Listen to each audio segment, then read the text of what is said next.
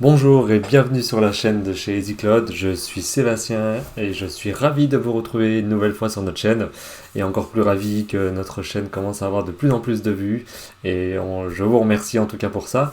Et aujourd'hui une nouvelle vidéo sur les licences Microsoft.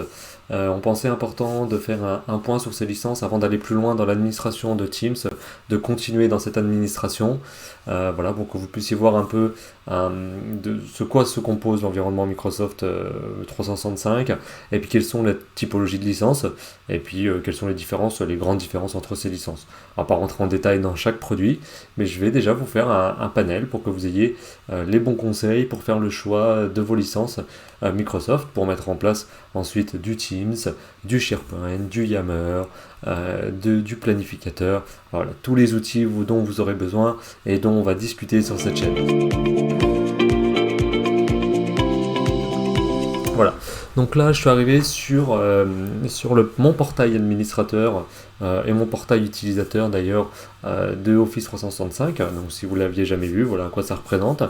Et on voit plein d'applications, on voit le portail d'administration parce que je suis administrateur, on voit Booking, un outil de planification de rendez-vous, calendrier, on va voir Excel, Word évidemment, Form pour créer du questionnaire, Planner qui est un outil pour planifier, voilà ici par exemple, planifier des tâches avec ses équipes, OneNote pour prendre des notes, vous avez du OneDrive, du SharePoint, du Teams, To-Do pour faire des listes de To-Do pour sa journée, voilà, bon, tout ça, on y reviendra dans plusieurs vidéos, je vous montrerai, on va essayer de couvrir un maximum de produits et surtout de voir les interactions qu'il y a entre eux. C'est-à-dire que tous ces produits Microsoft au 365 ont une interaction entre eux. Calendrier a une interaction avec Booking, Calendrier a une interaction avec Teams, Teams a une interaction avec OneDrive, OneDrive avec SharePoint, les analytiques avec toutes les applications, la conformité et sécurité c'est pareil. Donc voilà, donc on essaiera vraiment de faire le tour de toutes ces applications. Et là, on va vraiment s'intéresser aux licences et sur les produits que j'appellerais de base, en tout cas les principaux produits qui sont le pack Office, évidemment, Teams, SharePoint, OneDrive, Exchange, donc la partie messagerie, messagerie calendrier. Déjà, voilà, sur ces produits-là, quelles sont les typologies de licences et qu'est-ce qu'on peut trouver chez Microsoft. Alors, pour ça, vous avez une page chez Microsoft qui s'appelle en fait la comparaison des licences. Et vous avez deux types de licences. Vous avez alors récemment Microsoft a renommé ses licences en Microsoft 365 Business, Basic, Standard, Premium et Apps for Business. Avant, on les connaissait sous le nom de Office 365 Business Essential, Business Premium, Business. Ça a changé, maintenant ils ont fait ça, donc ça c'est des offres qui sont destinées TPE, PME, et vous allez aussi entendre parler de licences qui s'appellent des licences E1, E3, E5, qui sont plus destinées à des grandes entreprises. Enfin, des grandes entreprises, à des entreprises un peu plus grosses en structure. Parce qu'il faut savoir qu'avec ces licences TPE, PME, vous avez un maximum de 300 utilisateurs. Donc si vous avez une structure qui dépasse les 300 utilisateurs, il va falloir plutôt partir sur les licences Microsoft O365, mais E1, E3, E2. Donc on va pouvoir évidemment les retrouver chez Microsoft aussi, avec une tarification un peu plus différente. Donc là, on va s'intéresser à la partie plutôt TPE, PME, et les licences E1, E2, les licences E, pardon, entreprise. On y reviendra dans une autre vidéo un peu plus axée sur la partie entreprise et quelles sont les grosses différences de ces licences-là. Allez, c'est reparti. Donc, pour les TPE, PME, vous avez 4 types de licences. Microsoft 365 Business Basic, Standard, Premium et Apps for Business.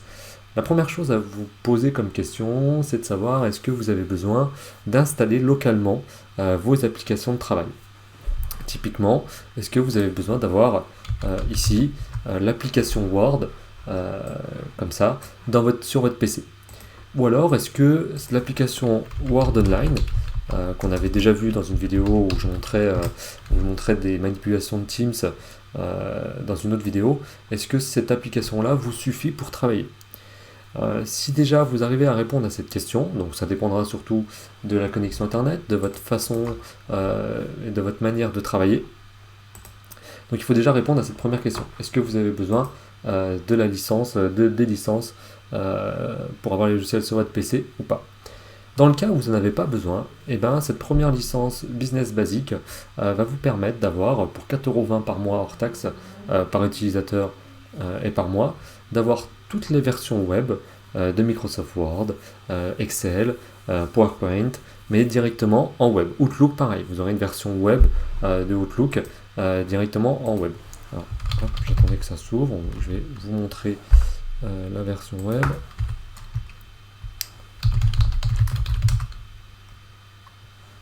Voilà, donc c'est bien un compte professionnel. Vous avez toujours le choix, hein, vous pouvez créer des comptes professionnels et des comptes particuliers. Et là, on va voir, voilà, vous allez avoir la partie Word, mais ce coup-ci online. Donc, ce qui veut dire que si demain vous n'avez pas Internet, bah, évidemment, vous ne pouvez pas travailler sur vos documents. Et aussi, il y a quelques fonctions qui ne sont pas forcément les mêmes sur la version online. Mais Microsoft développe énormément cette version online, donc elle est comparable à la version lourde, entre guillemets, si je peux appeler ça comme ça, de l'outil Microsoft. Donc si vous n'avez pas besoin de cette partie logicielle, vous avez la version web, et ensuite vous avez toute la partie Exchange, c'est-à-dire la messagerie avec 50 Go, avec toutes les fonctionnalités de sécurité de Microsoft et d'administration d'Exchange. Donc si vous connaissez un peu Exchange on-premise, c'est-à-dire sur site, Exchange Online reprend énormément de fonctionnalités de la partie Exchange. On fera des vidéos dessus pour vraiment aller plus loin. Voilà, donc sur la partie messagerie, la partie OneDrive, SharePoint, qui sont liés, qui sont intrinsèquement liés, avec 1 Tera de stockage, SharePoint pour faire du partage de fichiers, OneDrive pour faire la synchronisation. Mais c'est pareil, on aura des vidéos consacrées là-dessus, et surtout ce qui nous intéresse, parce qu'on est parti de là, l'outil Teams. L'outil Teams, que là où vous pourrez télécharger quand même, par contre, la partie Teams en local, vous ne serez pas que en web. Sur la deuxième licence, on est sur une licence Business Premium, donc anciennement Business Premium, pardon, et maintenant Microsoft 365 Business Standard. Alors pour 10 € hors taxe par mois, on a une partie, on a tous les logiciels, c'est ce coup-ci, mais en local, sur son PC. C'est-à-dire que vous allez avoir Word, Microsoft Excel, PowerPoint, Outlook directement, vous pourrez les installer directement sur vos PC, et c'est ce qu'on appelle, en gros, c'est, comment vous expliquer ça, j'avais noté le terme, c'est vraiment, voilà, c'est Anytime, Anywhere et Any Device. C'est-à-dire que vous pouvez l'avoir tout le temps, parce qu'il y a un taux de disponibilité de 99,95 voire 89 sur certains services chez Microsoft. Anywhere, parce que vous pouvez l'avoir de partout, parce que vous avez la version web et la version PC. Et Any Device, parce que vous pouvez l'installer sur du PC, sur du Mac, parfaitement compatible avec du Mac, pour information, sur de l'iOS, sur de l'Android, sur de la tablette, voilà, sur tous les périphériques, vous pourrez installer les logiciels Office qui seront inclus. Et vous avez le droit à jusqu'à 5 installations par utilisateur. C'est-à-dire que chaque utilisateur pourra installer un pack Office sur son PC de travail au bureau, par exemple, un pack Office à la maison sur un PC de télétravail, ou autre, jusqu'à 5 utilisateurs. Et ensuite, on va passer dans une licence la plus premium de la version TPE-PME, où là, on est vraiment sur une partie où vous avez tous les logiciels. Ah oui, ce que j'oubliais sur la version business Standard, pardon, j'ai encore un peu de mal avec les nouveaux noms, vous avez toujours Exchange, OneDrive, SharePoint et Teams. Et sur cette partie-là, vous allez avoir Microsoft 365 Business Premium, vous allez avoir tous les logiciels inclus. Évidemment les versions web, c'est-à-dire que si demain, pareil pour l'autre licence, si vous avez besoin du web, ça fonctionne. Vous voyez, moi j'ai une licence, j'ai une licence 3, mais je veux dire, j'ai la partie physique, dure, entre guillemets, mais j'ai aussi la version web, ça ne pose pas de problème, qui peut le plus peut le moins, entre guillemets. Et sur cette licence Business Premium, vous allez surtout avoir l'ajout de Intune et de l'Azure Information Protection, qui va être des briques de sécurité. Intune, c'est vraiment dans la partie MDM, et l'Azure Information Protection sur la protection des données un peu plus avancée. Et voilà, on refera une vidéo sur ces deux sujets-là, parce que c'est vraiment des sujets assez avancés. Donc voilà. Voilà, vous avez sur le site de Microsoft, c'est assez bien fait, vous avez un récapitulatif à chaque fois de tout ce que la licence propose. Donc, vous voyez, c'est très semblable sur les premières fonctions. La messagerie, l'hébergement de courrier de 50 Go, tout ce qui est email, calendrier, vous avez quasiment la même chose. Sur la partie Teams, vous avez quasiment la même chose. Création d'équipe, etc. Jusqu'à 250 participants sur Teams en interne. 1 Tera de stockage avec OneDrive et SharePoint, donc ça c'est pareil. La possibilité de travailler en mobilité, ça vous pouvez toujours. C'est de modifier, vous savez, les fichiers en même temps. Donc si vous ne l'avez pas vu, n'hésitez pas à revenir sur la vidéo sur Teams où on le fait, partager des documents. Sur la sécurité, on a aussi tous les points de sécurité et de conformité principaux qui sont les mêmes. Sur le taux de disponibilité, on est sur le même taux de disponibilité que vous preniez la licence basique ou la licence premium, ça ne change rien. Sur le support au déploiement aussi. Vous voyez là par contre, un nombre maximal d'utilisateurs, on est sur 300 sur ces licences-là. Ensuite, il faudra passer sur des licences E quelque chose. Et c'est là que ça change un peu, c'est est-ce que vous avez la partie planning, planification avec planificateur, est-ce que vous pouvez avoir la version complète d'Outlook, Word, Excel installée sur le PC, c'est là que ça va différer entre ces licences. Et ensuite, ça va être contre la protection avancée contre les menaces qui vont vraiment faire la différence entre la standard et la premium pour bénéficier d'une protection plus sophistiquée contre les menaces, du DLP, des choses un peu plus poussées, si vous voulez mettre vraiment la stratégie de sécurité au cœur de votre stratégie. Mais ça, voilà, n'hésitez pas à nous faire un petit mail si vous avez besoin d'en discuter sur le choix des licences. On est aussi évidemment revendeur de licences Microsoft au tarif public, et on peut aussi avoir des meilleurs tarifs que ce qui est affiché sur le site Microsoft en fonction des besoins, du volume. Donc n'hésitez pas aussi à nous contacter en ce sens-là pour des conseils ou aussi pour avoir des licences. Et une dernière licence à 8,80, simplement si vous avez besoin des logiciels Office et OneDrive. Et par contre, vous n'avez pas Exchange, vous n'avez pas Teams, là c'est vraiment un pack Office si vous préférez, un pack Office. Cette licence, je trouve qu'elle a moins de plus-value parce que l'environnement Microsoft est quand même assez génial sur tous les services qui sont inclus, et juste le prendre pour un pack Office. Bon, voilà. Après, il y a le besoin, donc Microsoft l'a fait. Vous avez la possibilité de prendre simplement un pack Office. Voilà, donc on va passer maintenant sur l'administration rapide pour vous montrer un petit peu déjà un premier pas dans le portail d'administration sur la partie licensing, utilisateur licence. En fait, voilà, vous allez avoir un portail d'administrateur, voilà, ici. Donc en fait, en passant ici, vous avez admin. Donc je peux y retourner comme ça, on verra comment on arrive. Et en tant qu'administrateur, j'ai mon récap déjà de licences. Alors ça, c'est des choses que j'ai configurées. Je pourrais très bien afficher autre chose au début. Là, j'ai décidé d'afficher mes licences en premier. Et je vais pouvoir administrer mes utilisateurs et mes licences. Typiquement, en fait, là, je vais avoir une notion d'utilisateur actif, qui est reliée à l'Azure AD. Donc ça, c'est pareil, c'est des notions, on y reviendra. L'Azure AD, que vous pouvez relier à votre Active Directory local. Mais voilà, il faut juste se rappeler que vous êtes lié sur l'Azure AD à ces utilisateurs-là. Et là, vous avez toute une partie licence où vous voyez en fait vos utilisateurs, le nom d'utilisateur et les licences qu'ils possèdent. Et c'est là qu'on peut administrer les licences. Ici, j'ai la possibilité de gérer les licences des produits. Alors, attention, tout le monde ne peut pas le faire. Je peux le faire parce que je suis administrateur. Donc oui, pour revenir sur le contexte d'administrateur, vous avez plusieurs rôles au sein de l'administration Office 365. Vous avez un administrateur général, un administrateur Exchange, SharePoint, et vous pouvez avoir des administrateurs qui n'ont pas la possibilité de gérer les licences, mais qui ont la possibilité de gérer par exemple la messagerie. Vous avez un niveau d'accrémentation qui est assez bien fait, et vous pouvez aller assez loin dans cette partie-là.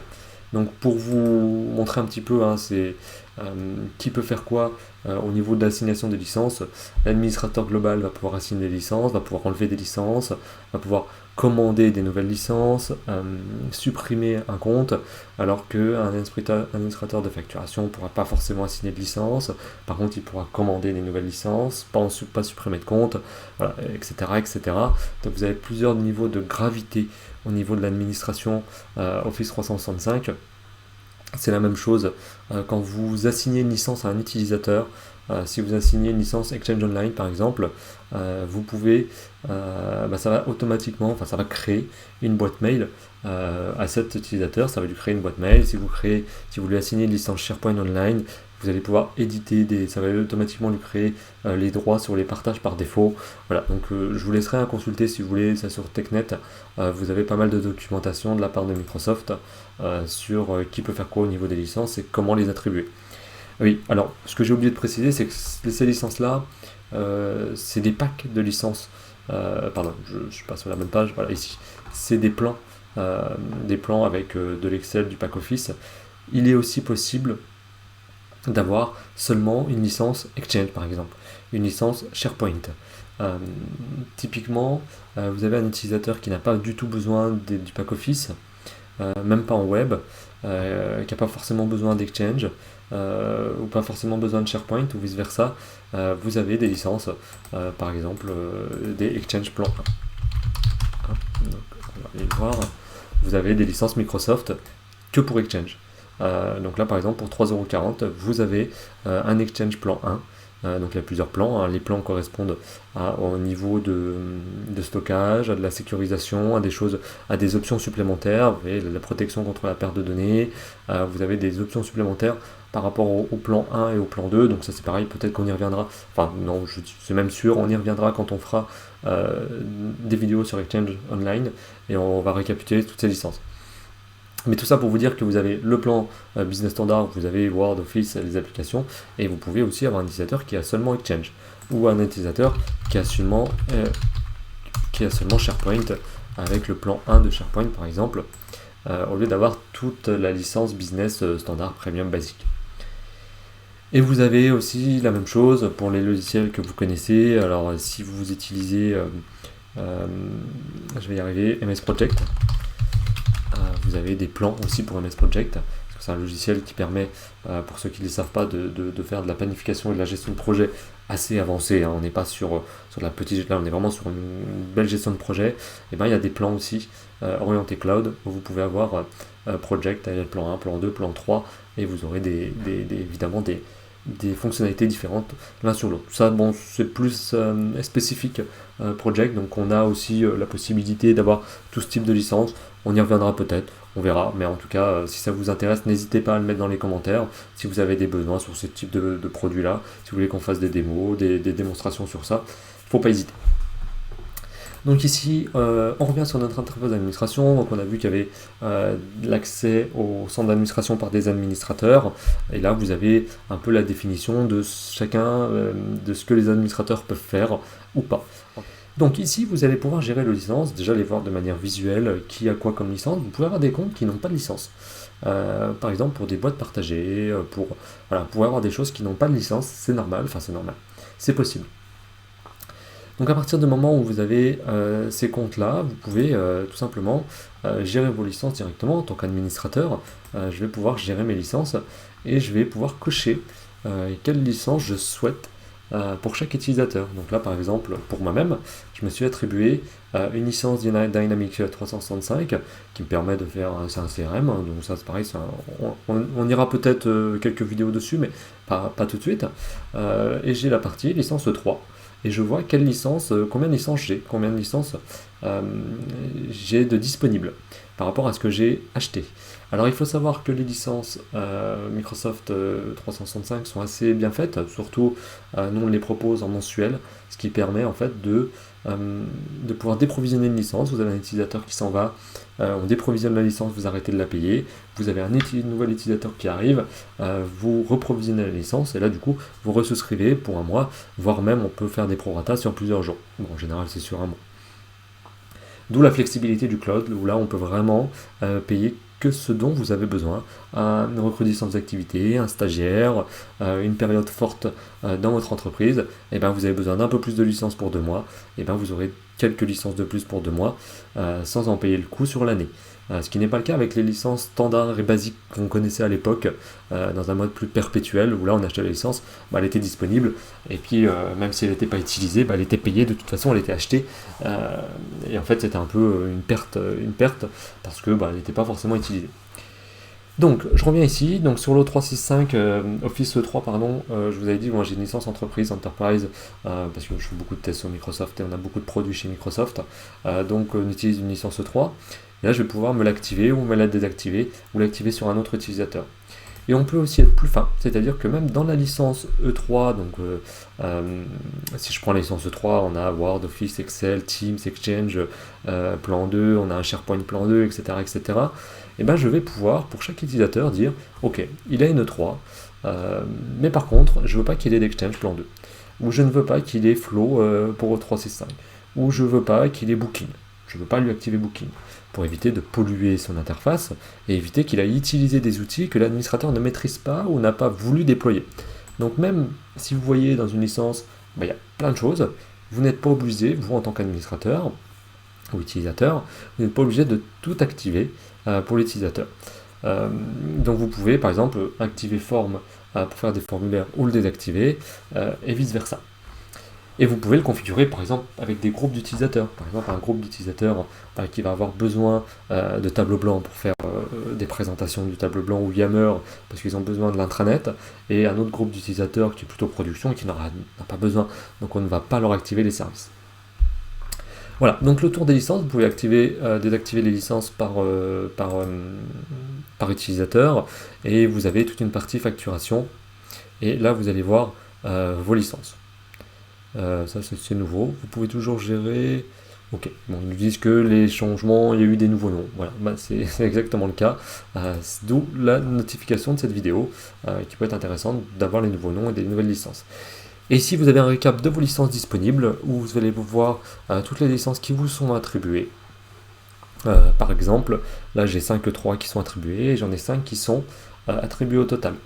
Des Dynamics 365 qui est le CRM ERP de Microsoft, j'en ai 3 disponibles mais j'en ai attribué que 2. Donc là je pourrais effectivement enlever ces licences. Pour moi c'est des licences qui sont données par Microsoft, donc j'ai pas d'intérêt, je vais les garder, mais je pourrais les supprimer pour éviter de les payer si je les payais, pour ne pas les avoir. Et en fait, c'est votre partenaire qui va vous activer les licences. Enfin, vous allez commander des licences. Si par exemple vous le faites avec nous, un exemple, vous avez besoin d'une licence Exchange Online plan 1, vous nous faites un ticket ou un mail, et d'ici quelques minutes, la licence est provisionnée sur votre tenant Microsoft. Donc ça, en fait, toute cette interface, on appelle ça un tenant. Voilà, je commence à introduire le mot, et en gros vous avez le revendeur qui va revendre vos licences Microsoft, et vous l'administrateur du tenant, où vous allez pouvoir les gérer et les activer pour vos utilisateurs.